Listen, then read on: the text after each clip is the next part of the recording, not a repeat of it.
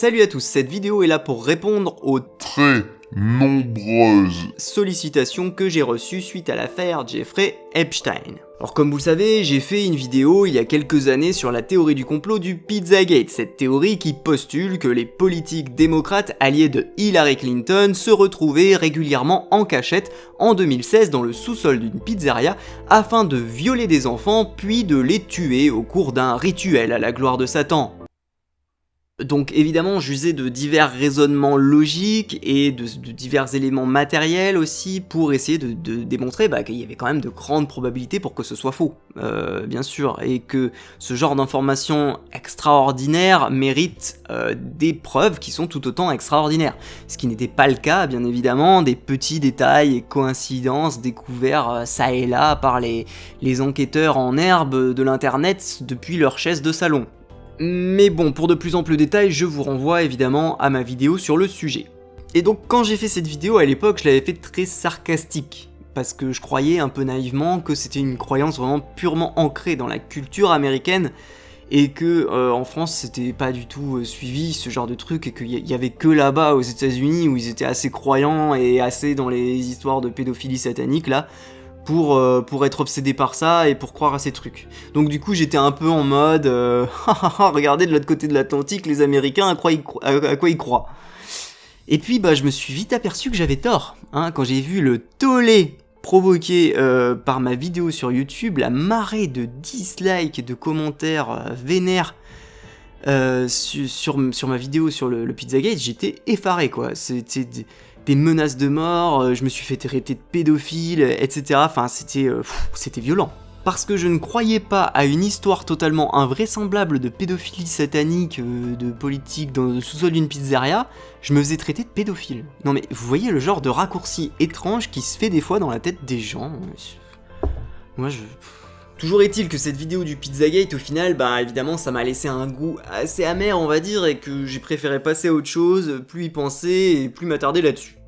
Sauf que, le 7 juillet 2019, le milliardaire Jeffrey Epstein est arrêté pour trafic sexuel de mineurs. Et il se trouve qu'il avait pour charmante habitude de se payer des escort girls plutôt très jeunes, de 17-18 ans, et de demander à ces escort girls déjà assez jeunes d'aller recruter des filles encore plus jeunes, entre 14 et 18 ans, pour venir lui faire des massages rémunérés qui se terminaient bien souvent en relations sexuelles. Et apparemment, parfois, il les a même partagés aussi avec certains de ses invités. Une affaire bien glauque donc.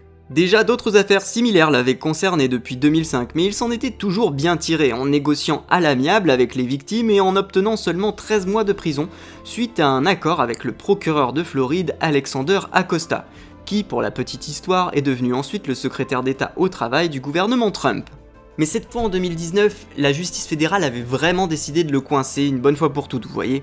Donc il s'est senti fini, et il a fini par se suicider dans sa cellule le 10 août 2019 en utilisant son drap de lit pour se pendre. Alors évidemment, de nombreuses personnes disent que ce n'est pas un suicide, mais un meurtre, parce que certaines personnes riches et puissantes qui auraient profité des jeunes filles de Jeffrey Epstein auraient eu peur de voir leur nom sortir pendant son procès. Bon alors ça, j'ai envie de dire pourquoi pas.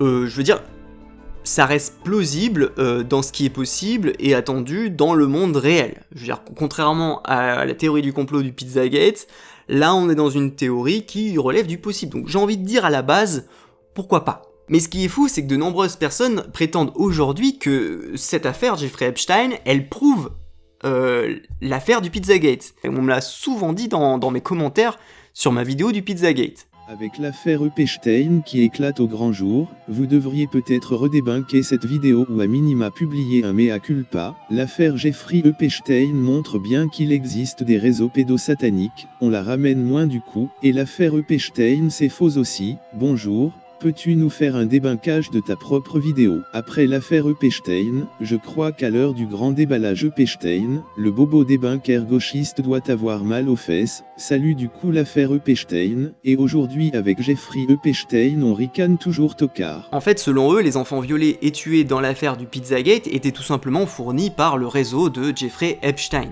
Et d'ailleurs, on aurait retrouvé donc le Black Book de Jeffrey Epstein, un carnet de contacts où il aurait de nombreuses personnalités politiques en contact avec lui. Et donc, après ce court résumé des faits, on en vient à l'objet principal de cette vidéo, qui en fait repose sur 3 questions à analyser. 1. Est-ce que l'affaire Epstein prouve la véracité de la théorie du complot du Pizzagate ? 2.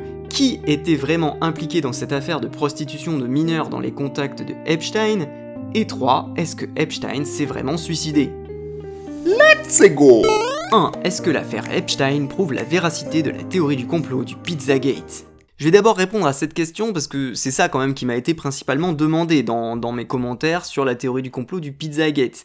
C'est-à-dire que j'ai reçu des commentaires pour me demander en quelque sorte de réviser mon jugement par rapport à cette théorie du complot, à l'aune des nouveaux éléments apportés par l'affaire de Jeffrey Epstein. Donc allez, comparons les 2 affaires si vous le voulez bien. Dans l'affaire du Pizzagate, on a des politiques démocrates qui violent et tuent des petits-enfants, voire des bébés dans la cave d'une pizzeria de Washington, au cours de divers rituels sataniques, en postulant qu'il y a tout un réseau de kidnappeurs d'enfants derrière et tout un réseau pédophile. Dans l'affaire Epstein, on a une personne qui, pour son propre plaisir personnel, entretient seule un réseau de jeunes adolescentes entre 14 et 18 ans et dont les participantes et les recruteuses sont les jeunes filles elles-mêmes. Et toutes ces affaires de prostitution, de par le témoignage de toutes les victimes, se sont passées chez lui, soit à New York, soit à Palm Beach ou sur son île près de Palm Beach. Ensuite, payer des jeunes adolescentes entre 14 et 18 ans pour du sexe, bon, c'est crade et c'est illégal, mais c'est pas des enfants, comme dans le Pizzagate, et encore moins des enfants kidnappés. Et il n'a jamais été question au cours de l'enquête ni de meurtre, ni de rituel satanique, ni de partage de ces filles ailleurs que chez Epstein. Sans compter qu'en plus, les personnalités démocrates impliquées dans le Pizzagate ne sont même pas les mêmes que les personnalités impliquées dans l'affaire Epstein. Donc désolé, mais l'affaire Epstein ne change strictement rien au Pizzagate, elle n'a rien en commun. Vous faites une association d'idées complètement sortie du chapeau entre ces 2 choses qui n'ont rien à voir. Le Pizzagate, ça reste avant tout à ce jour une non-affaire, où on n'a aucun élément matériel. Pas de preuves, pas de corps, pas de victimes, pas de témoins. Rien. Et une cave de pizzeria qui est à peine assez grande pour y entreposer 2 palettes de farine. Mais si vous voulez faire des connexions logiques, je peux vous en donner moi si vous voulez. Cette théorie du complot vise des personnalités politiques démocrates, liées à Hillary Clinton. Et elle est apparue bizarrement sur des forums internet pro-Trump une semaine avant les élections américaines de 2016. Vous savez, les pro-Trump, c'est le camp d'en face des démocrates. Ce sont les ennemis de Hillary Clinton. Voilà. Essayez de faire le lien. Là. Vous voyez la connexion logique, c'est juste essayez d'y penser comme ça peut peut-être avoir un rapport, je sais pas. 2. Qui était vraiment impliqué dans cette affaire de prostitution de mineurs dans les contacts de Epstein ? On a beaucoup parlé du Black Book de Epstein, ce carnet où il consignait les noms et les coordonnées de nombreuses personnalités d'importance, des businessmen, des politiciens, il y en aurait plus de 1000 dans ce carnet. Et donc évidemment, suite à la publication de ce carnet au grand public, ces nombreuses personnalités ont été accusées de faire partie du réseau pédophile de Epstein et de participer à ces orgies avec des jeunes adolescentes. Et là, c'est devenu du grand n'importe quoi aux États-Unis. Les militants démocrates, eux, ils accusaient Trump et ses alliés républicains d'avoir participé à ça, tandis que du côté des militants pro-Trump, évidemment, on accusait les démocrates et Bill Clinton d'avoir participé à ça. Enfin, en bref, on se renvoyait la balle, on essayait de se discréditer entre camps adverses, sans aucune preuve tangible évidemment, et en fonction de ses opinions politiques. Pour Bill Clinton, une des preuves avancées est que Epstein posséderait, selon un témoin ayant vu l'intérieur de sa demeure, un tableau un peu foufou de Bill Clinton habillé en robe bleue avec des talons et une position étrange. Sauf qu'on comprend pas bien le rapport quand on sait que c'est juste un tableau que n'importe qui peut acheter à $120 sur internet. Alors ce qui est important de préciser maintenant, c'est que oui, ce Black Book existe bien, il est bien réel. Mais c'est juste en fait le réseau de contacts de Epstein. Il était milliardaire, donc comme tous les milliardaires du monde, il a un réseau de contacts. Et donc il les consignait dans ce carnet. Donc jusque là, c'est juste logique en fait. Et puis comme l'enquête était ouverte et officielle, les enquêteurs ils ont vérifié aussi. Et ils ont découvert qu'en fait il y avait certains de ces contacts de son carnet qui n'avaient même jamais encore rencontré Epstein. Comme par exemple Andrew Rosen, un gérant de courses de chevaux, Charles Finch, un réalisateur de films, ou encore la styliste Vanessa von Bismarck ou l'éditrice de Vogue Joan Joliet Buck. Il y avait même lui, Stephen Hawking, parce qu'il l'avait rencontré lors d'une conférence scientifique et qu'il l'avait invité ensuite pour dîner. Oh oui Jeffrey, donne-moi encore une petite fille de 14 ans.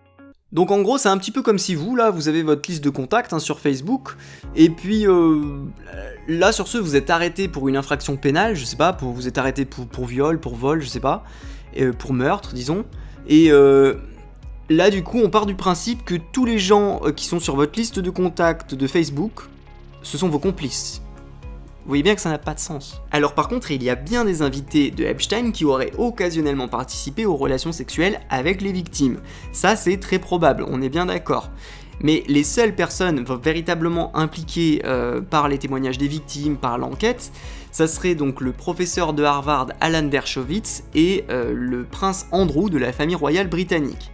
Et puis il y en a d'autres pour qui, il y en a quelques autres, on va dire, pour qui il y a des doutes encore, comme Donald Trump ou Bill Clinton. Mais ce qui est sûr, c'est que c'est une liste vraiment très limitée et que ça concerne en aucun cas tous les contacts du carnet à Epstein. Ce qu'il faut vraiment comprendre en fait dans cette affaire, c'est que ce vieux pervers faisait ça avant tout pour son propre plaisir malsain. Et on en vient à la dernière question, la plus sensible, la plus compliquée, est-ce que Epstein s'est vraiment suicidé ?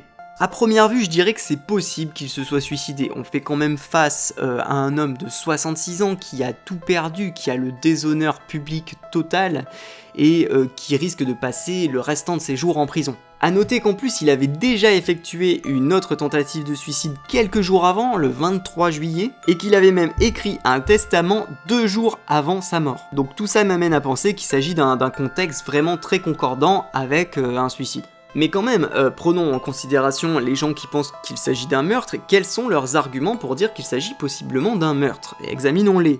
Donc, il est prétendu que les caméras ont eu un dysfonctionnement étrange à ce moment-là, que les 2 gardiens censés le surveiller toutes les 30 minutes ne le surveillaient pas, et que l'autopsie a montré qu'il avait les os du cou brisés, ce qui ne correspondrait pas à un suicide. Pour la dysfonction des caméras d'abord, tout part d'un tweet d'un militant politique de l'alt-right sur Twitter le 10 août, le jour même de la mort, qui a prétendu que les caméras ne marchaient pas ce jour-là. Ce tweet infondé a ensuite été repris de partout sur internet comme sur le site Big League Politics, encore un site de l'alt-right bien entendu, qui en profite au passage pour glisser une image de Bill et Hillary Clinton à côté parce que pourquoi pas, un petit peu de déshonneur par association pour attaquer ses adversaires politiques, c'est toujours sympa. Et cette histoire de caméra, elle s'est petit à petit imposée comme étant la vérité dans l'imaginaire populaire. Sauf qu'en fait, il n'y avait aucun fondement à cette histoire à l'origine. Et j'en veux pour preuve que le 19 novembre 2019, les procureurs fédéraux ont publié une mise en accusation des 2 gardiens qui étaient censés surveiller Jeffrey Epstein. Et donc, ils ont précisé à l'occasion, dans ce document judiciaire, qu'il y avait bien un enregistrement vidéo du couloir devant la cellule de Epstein au 9e étage de la prison, un enregistrement vidéo qui a été montré lors du procès et qui montre bien que personne n'entre dans la cellule de Epstein quand il se suicide. Et il est bien écrit, je cite, « À part les 2 gardiens, comme confirmé par vidéosurveillance, personne d'autre n'est entré au Special Housing Unit. Personne n'a effectué aucune ronde au cours de la nuit, et personne n'est entré dans le bloc où se trouvait Epstein. Il était assigné à la cellule la plus proche des surveillants pénitentiaires, dans la partie commune du Special Housing Unit, à environ 5 mètres de la cellule. » Donc c'est réglé pour la caméra, je pense. Non seulement il n'y avait pas de dysfonction, mais en plus, elle prouve que personne n'est entré dans la cellule de Epstein. Et même pas les 2 gardiens d'ailleurs. Ils étaient censés le surveiller toutes les 30 minutes, mais ils n'ont effectivement pas fait leur boulot. Il y en avait un qui était en train de faire ses emplettes sur internet, sur un site de shopping, et l'autre il était juste en train de pioncer. Alors est-ce que cette négligence prouve qu'ils ont été payés pour fermer les yeux ? Non, des gens qui travaillent mal et qui suivent pas le protocole de leur boulot, mais ça se voit tout le temps. Enfin, je veux dire, des gardiens de nuit qui dorment au lieu de gardienner, ça a dû se voir des milliers de fois rien que devant le conseil de prud'homme en France. Donc oui, ils sont poursuivis par la justice américaine pour leur négligence, ils n'ont pas fait leur travail comme ils l'auraient dû, mais ça ne prouve pas qu'ils ont été influencés, payés ou quoi que ce soit pour cela. Donc du coup, de mon point de vue, cet argument des gardiens, ça tient pas forcément la route non plus. Et sur ce, on en vient au dernier argument de poids cette fois-ci, l'autopsie de Epstein. Le suicide a d'abord été qualifié de suicide apparent par les autorités, le jour même de sa mort, le 10 août, puisqu'évidemment, il est découvert dans sa cellule avec son drap de lit autour du cou, pendu. Du coup, évidemment, c'est un suicide apparent. Oui, c'est comme ça que ça s'appelle. Ensuite, c'est le docteur Barbara Sampson qui l'examine une première fois, hein, le 10 août. Alors, elle évoque pas les causes de la mort, mais elle dit simplement qu'il aurait des os brisés, hein, des os du cou qui seraient brisés, notamment l'os hyoïde. Et cet os peut se briser soit lors d'une pendaison, soit lors d'une strangulation. Évidemment, tout le monde a préféré penser à la strangulation, parce que c'est un peu plus sexy comme théorie, mais je le répète encore une fois, cet os peut se briser aussi au cours d'une pendaison. Surtout là en l'occurrence sur un individu de 66 ans. Suite à cela, le 16 août sort le rapport complet des médecins légistes, qui conclut cette fois, sans équivoque, au suicide de Epstein. Pour ces médecins légistes, comme évoqué dans le rapport, ces blessures concordent totalement avec une pendaison. Alors bon, l'affaire aurait pu s'arrêter là, mais dernier épisode, le frère de Jeffrey Epstein embauche un expert de plateau télé, là, de Fox News, le docteur Michael Baden, et lui, il va conclure en octobre 2019 que les éléments du dossier montreraient plutôt qu'il s'agissait d'un meurtre par strangulation. Ce docteur de 85 ans, qui n'a même pas participé à l'autopsie, se permet d'affirmer publiquement un truc comme ça. Et évidemment, quand on fouille un peu dans le pédigré passé de ce monsieur, on découvre que c'est peut-être pas la première fois qu'on remet en question son expertise. Nommé médecin légal en chef pour le bureau de New York en 1978, il est viré dès l'année suivante, en 1979, pour de multiples erreurs et approximations. Il est décrit comme peu rigoureux, négligé, maladroit, etc. Il demande en 1980 sa réintégration devant la justice américaine qui confirme cependant le licenciement. Du coup, il change de ville et devient médecin en chef du bureau médico-légal du comté de Suffolk. Mais là encore, il est viré après seulement un an, en 1982, après de multiples erreurs, et surtout, la goutte qui fait déborder le vase, une interview avec un magazine où il décrit avec délectation, on va dire, toutes les manières d'empoisonner quelqu'un sans que ça se détecte à l'autopsie. Sympa. Du coup, suite à ces échecs, le Dr Baden choisit d'ouvrir son propre cabinet médico-légal, comme ça, vu qu'il est son propre boss, pas de problème de se faire virer.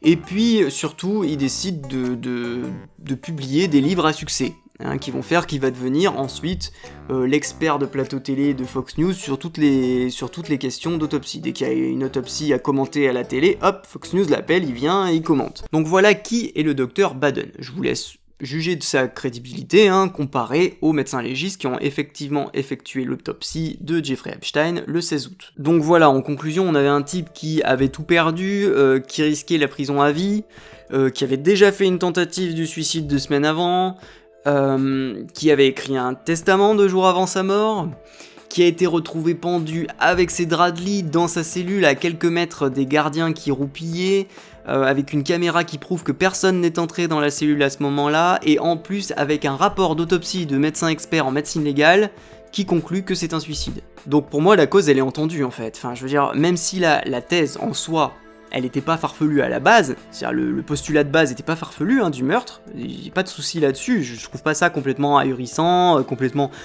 irréaliste, complètement débile de base, pas du tout, vraiment je tiens à le dire. Mais au vu des éléments matériels, faut être sérieux. La thèse du suicide est probable à 99%, disons, enfin, voilà, c'est un chiffre en l'air, mais de mon point de vue, c'est vraiment, voilà, je suis à 99% convaincu par la thèse du suicide. Au vu des éléments matériels, on n'a que des preuves dans ce sens-là, donc si on n'a pas de preuves dans le sens inverse, ça peut pas marcher, enfin, je veux dire là... Et voilà, j'espère que cette vidéo vous aura plu, ou si elle vous a pas plu, j'espère au moins qu'elle vous aura appris des choses intéressantes. Et puis en tout cas, moi je vous salue et je vous dis à la prochaine pour un nouveau débunkage.